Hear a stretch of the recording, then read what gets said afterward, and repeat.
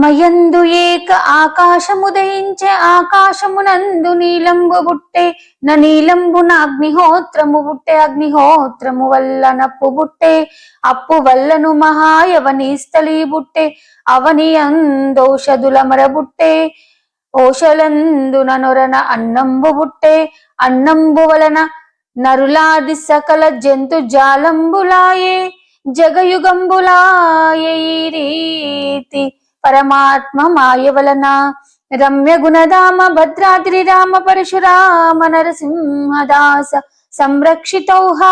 పద్యం ద్వారా మనకు పెద్దలు ఆ ప్రపంచోత్పత్తిని, ఈ సృష్టి విశ్వం ఎట్లా ఏర్పడిందో, ఈ ప్రపంచం ఎట్లా ఏర్పడిందో ఈ పద్యం ద్వారా మనకు వివరించారు. మనం దీన్ని విచారణ చేద్దాం. ఆత్మయందు ఏక ఆకాశము దయించే, ఆత్మ నుండి ఆకాశము ఏర్పడింది అంటే ఆత్మ ఎన్నిటిని సృష్టించింది, ఆత్మ ఎక్కడుంది, అది ఎక్కడి నుంచి ఇవన్నిటిని సృష్టించిందో ఇప్పుడు తెలుసుకుందాం. ఆత్మ ఆకాశాన్ని సృష్టించింది, తర్వాత వాయువుని సృష్టించింది, తర్వాత అగ్నిని, అగ్ని తర్వాత జలాన్ని, తర్వాత పృథ్వీని అంటే భూమిని, భూమి తర్వాత ఔషధాలని, ఔషధాల నుండి అన్నాన్ని అంటే ఆహారాన్ని ఈ ఆత్మ సృష్టించింది. ఈ అన్నము వలన నరులు అంటే మానవులు, సకల జంతుజాలాలు ఈ అన్నము వలననే జీవించి బ్రతుకుతాయి అని.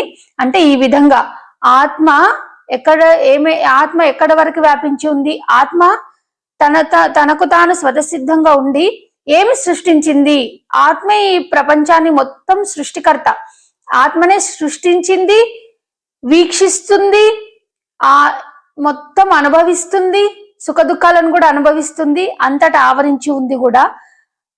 ఆత్మ ఆకాశము, వాయు, అగ్ని, జలము, పృథ్వీ, ఔషధాలు, అన్నము, సకల జంతుజాలాలు మానవునితో సహా ఇక్కడ వరకు క్రియేట్ చేసి పెట్టింది, అంటే తయారు చేసి పెట్టింది ఆత్మ.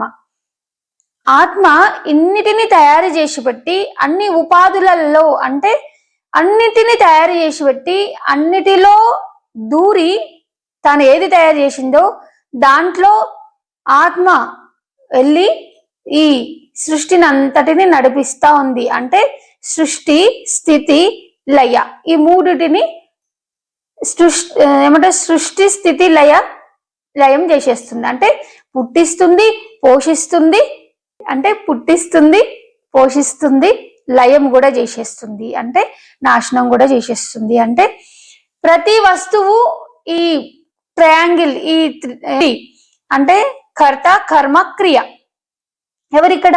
ఆత్మే. ఈ సృష్టిని మొత్తం